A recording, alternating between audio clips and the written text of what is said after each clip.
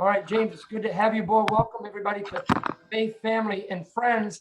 And we have award-winning documentarian James Taing with us tonight, who is, sure, 3 years ago, he co-produced a film entitled Ghost Mountain, which chronicles his dad's experience in Cambodia and what some have called the second killing fields. And what I'd like to do is play, if I could split the screen here and play the trailer if folks haven't seen it. So I'm going to split the screen and just, I got too many other things up here. So let me just, this, okay, we'll play this trailer and hopefully you all can see this and hear it. Everyone in Cambodia has a horror story to tell.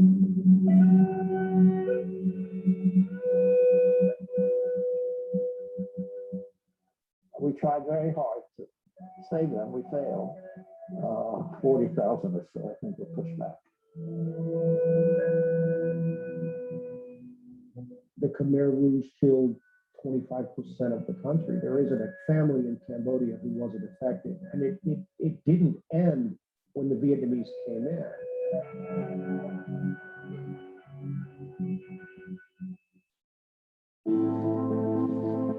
I thought I knew my father until one day I asked him about his former life in Cambodia. And what he said shocked me. It's really difficult to walk through here. This story documents my father's experiences at that time. Thousands of refugees passed through here. 13,000 lost their life.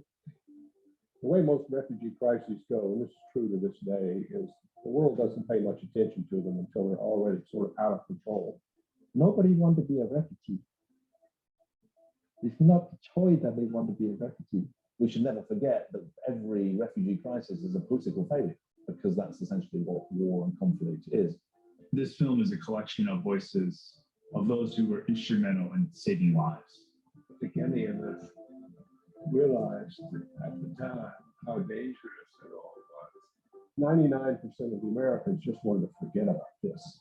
None of us foreseeing that it would be the kind of brutal forced repatriation that actually unfolded. My name is James Taing. This is my story. Going this way here is where all the landmines are, and that's headed towards Cambodia. We hope this story honors those who lost their lives in the tragedy of the killing fields. If our story is told and remembered, I think that is as important as punishing the Khmer Rouge. The story needs to be told and not to be forget forever.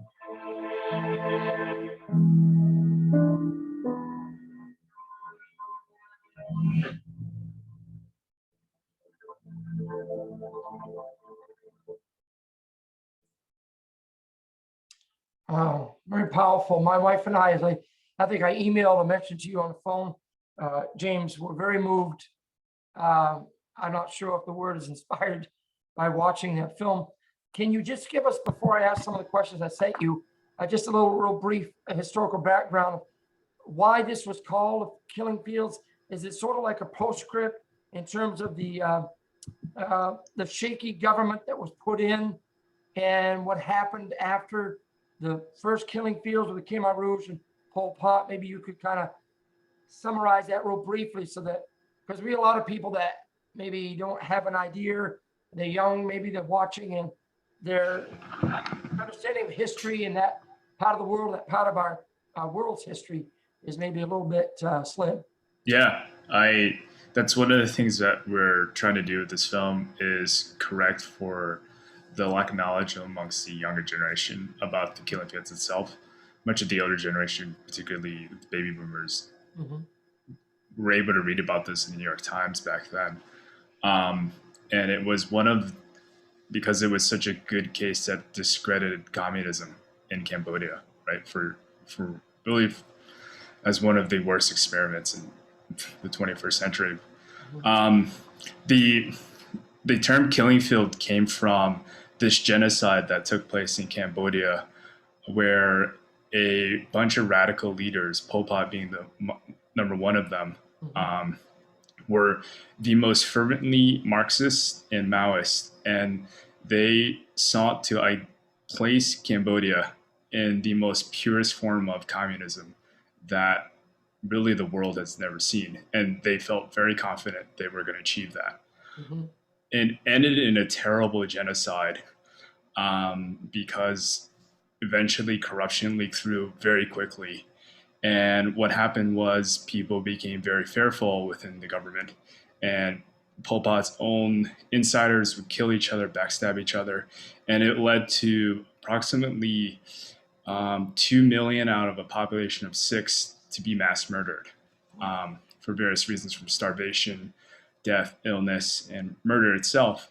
And so Dith Pran was a reporter who coined the term killing fields because the way you were executed was that they took you, your family, and brought them out into the fields and executed your whole family there.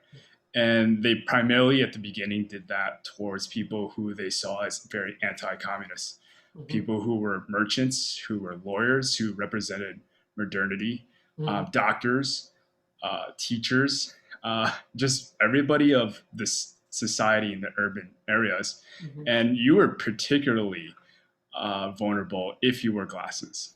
If you wore glasses, you were one of the first who were executed Can I ask because why? you were That's kind seen. of strange. I mean, it's all strange and odd and evil and wicked, but it almost seems wear glasses. So what was Yeah. their rationale? You were somebody who had the money and was Okay. educated, right? And Well, spent time in the books. Yeah. And so they saw you as somebody that they wanted to get rid of, the vermin of the old society. And they wanted to create a new society, which harkened back to the glory days of Cambodia, a great Korean kingdom that went back to agriculture. So they forced people into these labor camps and made them work. And that's where most people did die. So in some ways, like why it was both like revenge of people in the rural areas going against the urban areas. It was partially a whole entire infection of the ideas of communism that took over and gripped Asia and Cambodia particularly, who is one of the few countries that took it to such extremes. And Cambodia was admired at the time by many academics who were pro-communist as being, yeah, this is going to be the realized form of Marxism, and it turned out to be a disaster. For our film, we call it the second killing fields because this is not the killing fields story is only a small foundational beginning of what happens afterwards, because there is an untold story of a crisis, a refugee crisis that unfolds at the end of the fall of the Khmer Rouge and at the end of the killing fields. And it was one of the biggest humanitarian crises, but it just has never got an attention it really deserves, where millions and millions of people fled the regime, the new regime that was taking over Cambodia, and crossed into Cambodia. And it led to such disaster. And many people would call it as what they had gone through in the aftermath of this, what we call the second killing fields, was so much worse. Even a few days there was way worse than the killing fields itself, which was 3.5 years long, which is by far considered one of the worst genocides in history. They even dubbed it being the second Holocaust. And to say that what we went through in the aftermath was way worse, it was just a story I really had to capture here. Yeah. So we know that nature abhors a vacuum. So the next regime that came in to displace Pol Pot and the Khmer Rouge, are you saying that it was way worse because were they necessarily communists? Can you describe briefly? You're diving into it. Yeah, a lot more of the history here. Yeah. The regime that took over afterwards was the Vietnamese, who out of compassion actually, I think out of goodwill, took over the country and liberated it from the Khmer Rouge. Some might say, being apologists for the Vietnamese, that they deserve a Nobel Peace Prize because they had kind of brought kind of a stability to the region. But what ended up happening was a lot of the natives in Cambodia were just so darn fearful of this new regime, this new military coming in, because they had seen, they had already gone through their own turmoil of communism, what they saw as part one, and they were thinking this is part two, and this is our sort of not all the time friendly neighbor who's now a communist, right? So they fearful for their lives, and they all flee to the north. A lot of Cambodians do, into Thailand, which Thailand, if you translate it, actually means free land, Thai land, right? Which is very interesting. So they saw that as being a stepping stone into finding a place of refuge to resettle elsewhere. A place of new beginnings, a new life where they could turn things around after this 3.5 years of just brutal struggle and oppression. Now, what happens is that, unfortunately, the Thais are seeing this as well, and they become fearful because they've seen sort of a domino effect that's taken place. They've seen South Vietnam fall to communism, Laos fall to communism, Cambodia, and now their sworn enemy, Vietnam, is at their borders, right at the borders. And they're scared. They're scared that these refugees who are coming in are surrogate communists who are going in to destabilize the country. And it's sometimes this plays a little similarly to the border that we have with Mexico, where sometimes we do feel fearful with Mexicans coming in and sometimes them being terrorists as well. There was exactly that same fear as well. But the response of the Thai military particularly was just disproportionately unacceptable. And what they did was, even despite the fears, they took and rounded up all these refugees, and they screamed and clamored for help from the international community to help aid with this. And they said, if you guys don't, this is what we're going to do with them. And they end up taking 40,000 refugees, my father being one of them, all the way through at night for many hours to a really undisclosed location at the top of a mountain and drop them off there. And they proceed to gun them down this mountain. And it was out of a statement to say that don't come back to this country. This is what will happen. This is the type of peril. And they also wanted to raise the alarm, some of these renegade military people, that, internationally, if you guys don't take care of these refugees, right, this is how we'll deal with the problem. Now, the location of this place, right, was probably the worst part of it, because it was eight hours away. If they had really just thought about taking these refugees kindly back, they would have done it half an hour back to the border where they had just come. But instead, they decided to take them to this one of the highest peaks of Cambodia, the Thai-Cambodian border, and gun them down this. And so when men, women, children, and old people are rappelling down these vines, these thick vines, their bundles and hands of all their life possessions, scared to death and rappelling down. And there's bullets whizzing past. And then suddenly they hear bombs going off, large blasts, and they find that they're actually surrounded by a minefield as well. So that it was a trap, and that was the most horrifying thing, was for people like my father to believe that they had found their dream in a refugee camp and were going to places like America or Europe. And then the next thing to know, that dream is shattered and to end up at this horrifying place, right? Of all places you could never unimaginably think of, right? So it was the Thai government, because of the insecurity and fear, that actually was responsible for the second killing field. Yeah, I would be a little more specific. I would just put it on the Thai military. Military. Instead of, they seemed to work autonomously from the rest of the government, who were working to some degree with the Mm. State Department NGOs, but this came from the hands of the military itself. Wow. What, But they have power. They do have much power too over their governments too. what inspired or compelled you to tell your dad's story?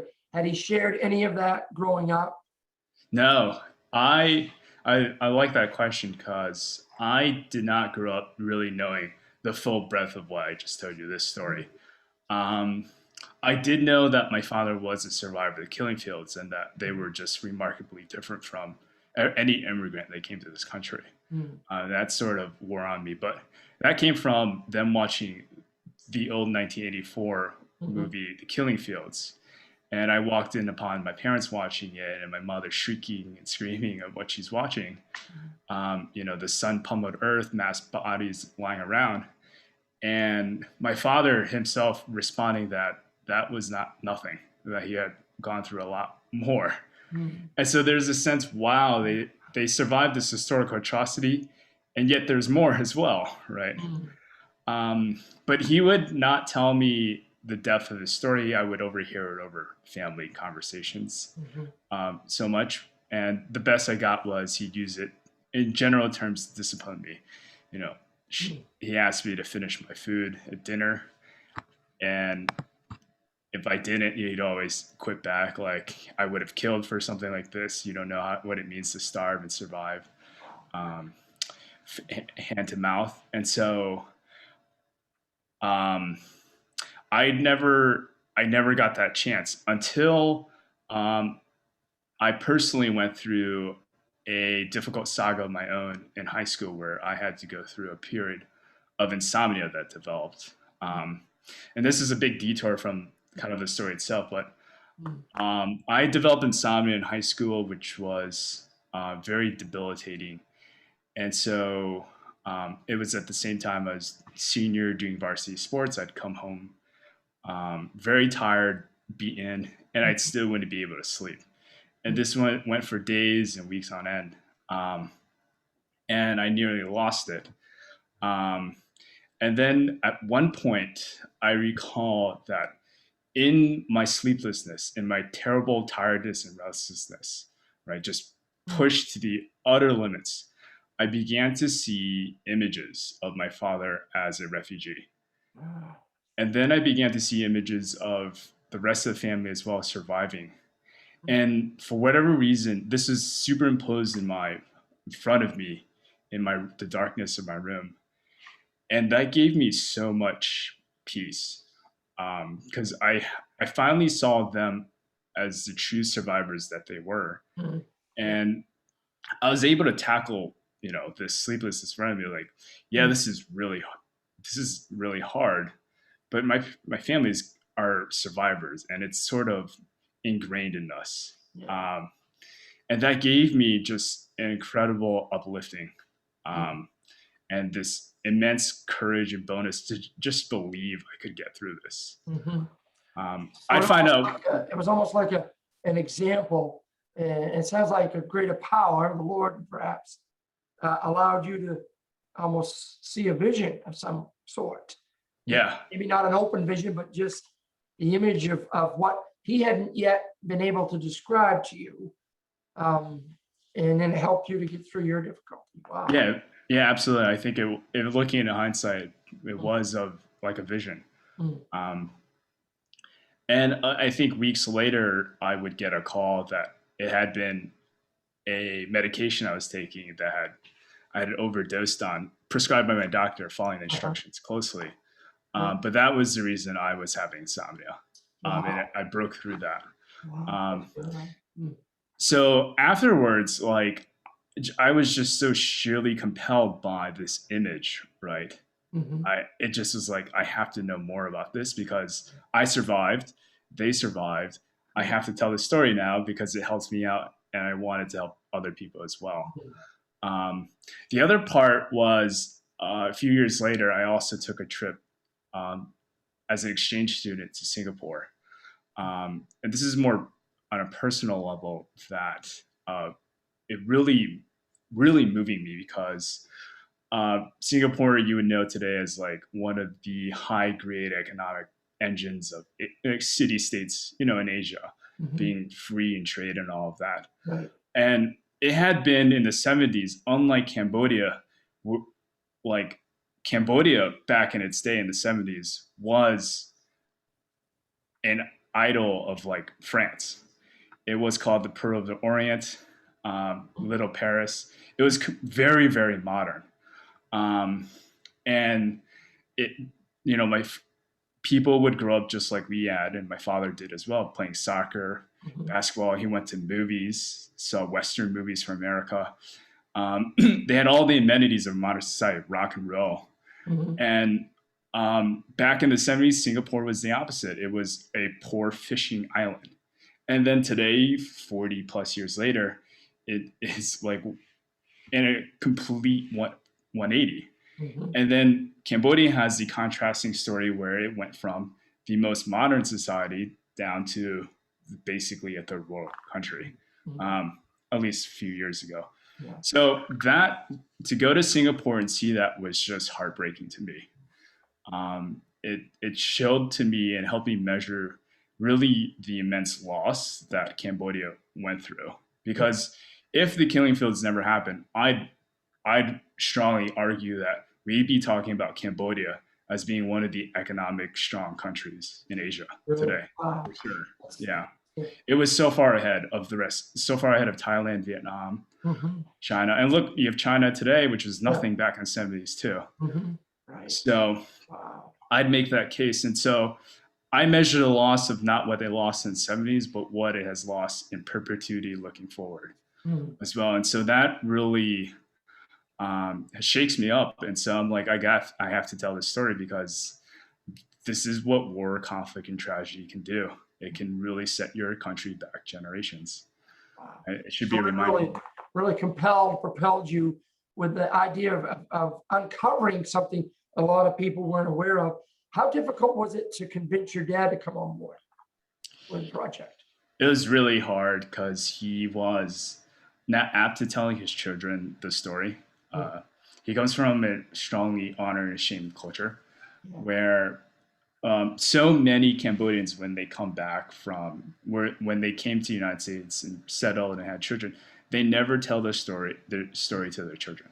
They just lock it up and say that was the past and move forward. And you don't have moments of being vulnerable or being open about your your emotional scars with your children. Just doesn't happen.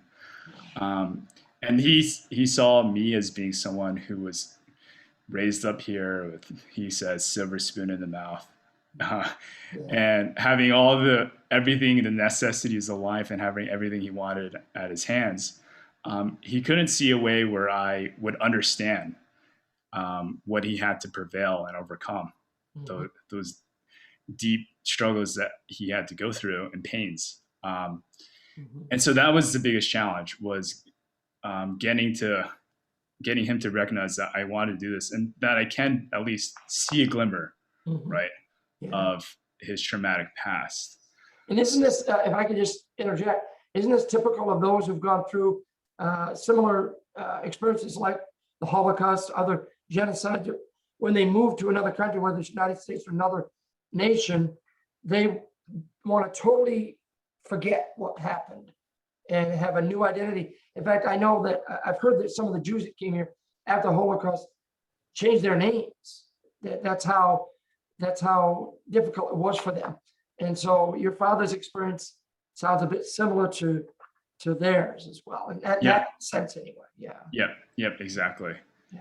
So, and I found that as a hard answer to swallow because I just found this as an incredibly valuable story. And I would tell him, like, I think this story would make a difference in the world. People need to hear this. It's very important of the story. And one of my favorite writers, speaking of the Holocaust, is Elie Wiesel. And he wrote his view was, I need to write about the Holocaust. I'm paraphrasing him, because we just can't let these matters happen again. If I stay silent, these matters it's this cycle that will continue on and on. he also brought up the fact that if to not tell these stories would allow these people who were murdered to suffer what he called, quote unquote, a second death, Mhm. right? Yeah. Meaning, like, yeah, they died physically, they were murdered, tortured, gassed, but not even mentioning your name again, or not even trying to collect it in some sort of historical footnote would mean that they die a collective death. They're erased from history, and the history, the memory within society. So I came with that to my father, and I was like, if you don't want to tell this story to me, it's not about me. And I said to him, like, do it on behalf of all those who died, because they don't have anybody to tell their story except you. Yeah. And you're the only one who can tell their story. And you're the only one who has that power to. And so that stuck with him. And he came back, and believe it or not, it was Resurrection Sunday, April Wow. 2010, that he began to tell me a story. It was the weekend I got baptized, or before the weekend I got baptized. Oh, that's cool. He actually began to tell me the story. That was many years ago, or a decade ago. So how from moving from that, when he became comfortable talking to you personally about it, and then the film, the genesis of creating this documentary, and actually taking him over there when he hadn't been there before, had he? In these particular areas we went to, it was first time cameras had gone in there, first time he had been back in 40 years. I scouted it just a few weeks before, just to make sure things were okay, but that was it. And so what you see, if you're able to see the documentary, is really raw footage of my father just getting off the plane and being in front of and witnessing the remnants of his past, right? All those who were maimed and who didn't survive these awful landmines out there, and all the wreckage that's there. And that's all real, like immediate, raw, real, intimate footage there with my father. How rewarding has it been for you to accomplish this? I imagine it took several years to put it together, as far as getting the funding, which you may still be trying to do in terms of promoting it, so other people will be able to see it easier. Has it been rewarding to find that people are watching it, viewing it, maybe changing their mind or being inspired and encouraged? And has it reached other Cambodians who've gone through similar circumstances? Yeah. For when I think back to this, for me personally, it's been great as a journey for me to hear my father tell this story to me and recollect it. And to me, have the suspense of, like, is this true or not, right? And to actually go to these regions when we actually went filming in Thailand and Cambodia, to realize, like, everything he said was precisely true. The way landmarks were, the formations, everything, and how the roads intersected, clear as day, as if he was living through that. And even in the jungles, right? And it was like reliving through history for me, or living through a history. It's sort of like, for your audience, like learning about American history, right? Going back to early American Revolution and the signing of Declaration of Independence and the formation of Congress, and then penning it to paper and you being in front of it, right? Many years later, and seeing that. It's just awesome. It's a thrill for my, and it's been rewarding to interview all these incredible people. This is my first documentary, first film. I used to work in finance. So to have such a very good subject matter and good subjects to interview and record was really the best. People just being very open to telling their stories. I also have to call out these NGO rescue workers and State Department workers. There's so much credit, so much honor, that really our history doesn't do them any justice at all for the good that they did in what was in fact a losing war for America. Yet we still were very compassionate, Mhm. right? Yeah. Back then, which is, I think holds many lessons to the way we deal with our foreign affairs. Mhm. And so that to me was going back, revisiting past, visiting these really real people Mhm. has left so much impact on me. Mm. And then as like for the impact on Cambodians and how it's been accepted, there's been a lot of people who have come back, people who are like second generation born here in America, and they said, you know, my parents went through this and they thank you for doing this type of film, because this is a story that wasn't heard of, and I've only heard it in bits from my family. I've never understood the full account until I watched your film. Wow. So to hear that is really redeeming in some ways, and I think the best part is giving that to my father. Yeah. It was not the easiest thing No. for him to go through all this. No. Wow. And that, I think that's the fruit of the rewards there. And I imagine that it bonded the two of you in a deeper way as father and son, as fellow believers, even spiritually speaking, in a way that maybe you never had before growing up. Yeah, I owe a lot to the film to giving me another perspective of my father. Growing up, because of the film and of the Killing Fields 1984, and just the things he told me about his past, I always thought he was a peasant farmer. He was always good around the house, you know, could fix anything up, good with his hands. And I didn't realize how similar he was to me, like as this American-born kid on the block. And so, you know, he did everything similar, had rock and roll as one of his favorite music categories. And that to me is the most touching part about it all. That's awesome. Tell us briefly about your own coming to faith and how creating this film maybe was part of that path to becoming closer to God. And maybe did you feel the Lord's hand in your trying to create this documentary? Yeah, absolutely. I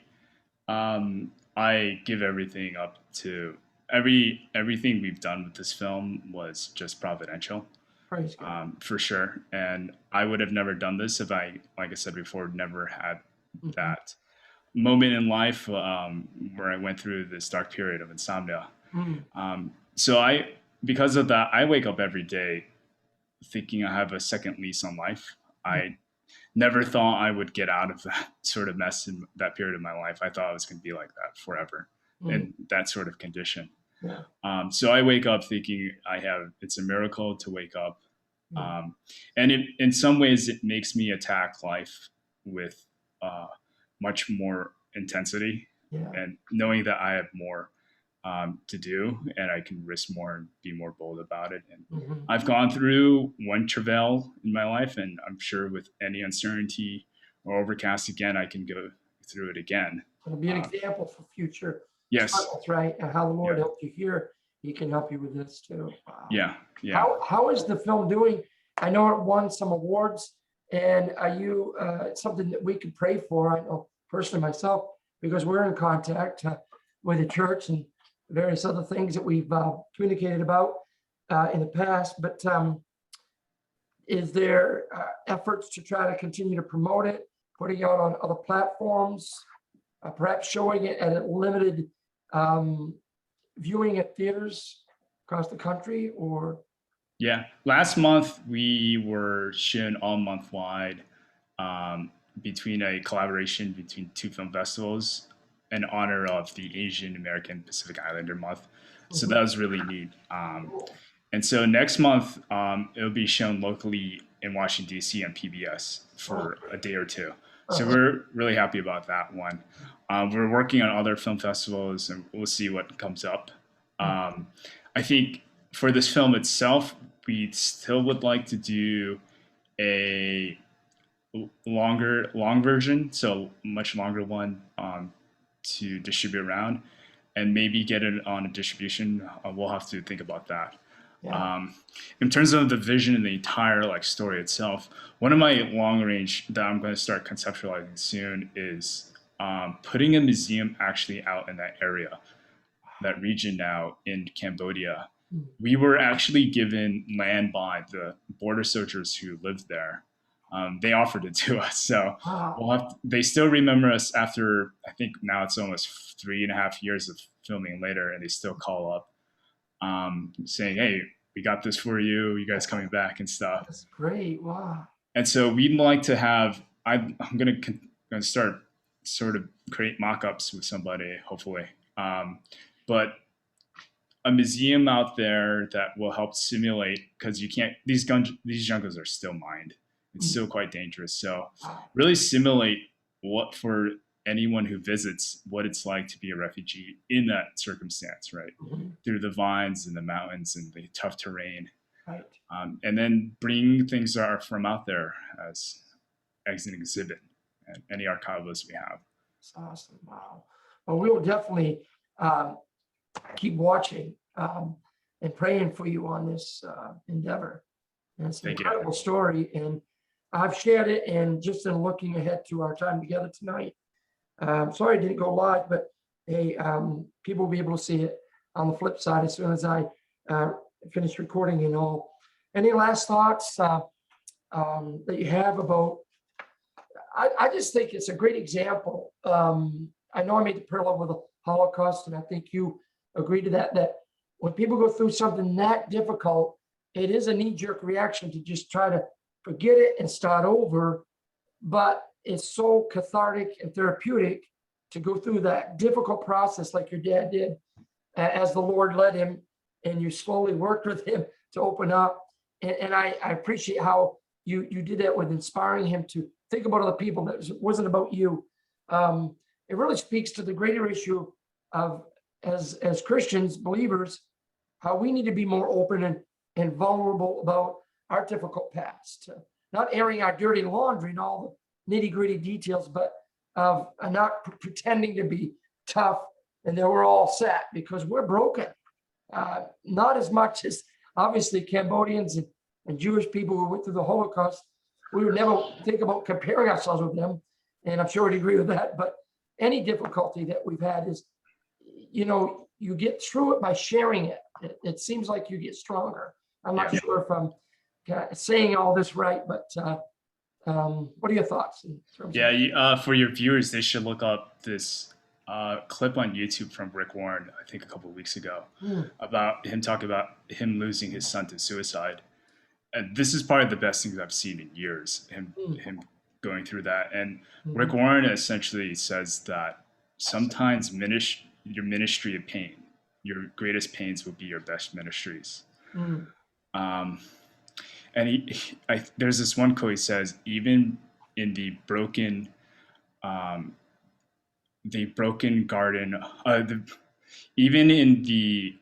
even with broken trees in the garden of grace, broken trees bear fruit. A quote like something like that. Like a plant, or once in a while you'll see a green shoot or something try to come out of a crack in a wall. Right. And I always think of that as maybe kind of like that. Life wants to still come out. Yeah. And it's through our ugly and messy past that we find transformation. Amen. The best types of transformation. Well, it gives God a chance to really complete the redemption process. But if we keep a front, thinking that's the thing to do, he's not able to. We're becoming a providence, as Oswald Chambers likes to say. We're becoming our own God by stopping something that he'd allow. That's why he says, come to me, all you who labor and are heavy laden, and I'll give you rest. But if we don't come to him, even in the way that we're talking about here, sharing our story, he can't finish that. Yeah. We've become very stoic in some ways and that mix with what we're finding today with almost the other extreme with narcissism in our culture and our society, consumed with the self in a way that's not healthy. This is certainly a healthy way to come out of that. And it's always a balance between stoicism and narcissism, isn't there, James? Where we share, but not too much, but enough that we begin to get healing. So great. Well, thank you so much for being on tonight. With a lot of guests, I offer to pray if I can do that for you. and your family. Sure. Thank you. And this continuing project. Your dad is still living? He's Working? still around. Yeah, he's still working and alive, and we're thinking about what's the next thing to take the story and tell it to the rest of the more audiences here. And I'm sure he's on board with that now that he's seen what it's done for him, for you, and how successful the Lord's allowed it to be. So. Yeah, yes, and the heavy lifting is done. He doesn't have to tell his story as much anymore because we've recorded it all. That's cool. Well, let's pray. Thank you. Father, thank you so much for this amazing privilege of talking with James about this story. And Lord, we don't want to live in our box without understanding and knowing the pain and the brokenness that other people have gone through. And certainly, Lord, this second killing fields was just a tragedy, but yet, Lord, you can bring redemption out of that. You can bring beauty of that. And Lord, continue to help James and his father and his family and the crew that he's working with. I pray that you would continue the energy that he feels, that he has testified about, that now there's more energy, that looking up every day, there's a new day. Lord, you brought him through so much, and you brought his dad through so much. And I pray that the story would continue to have legs and heal other people who maybe want to bury that past and don't see the value of allowing it to come out in the open. Thank you, Father, for our time together. In Jesus' name, amen. Amen. God bless you, brother. We'll be in touch. Thank you. Thank you so much, Pastor. You too as well. Bye.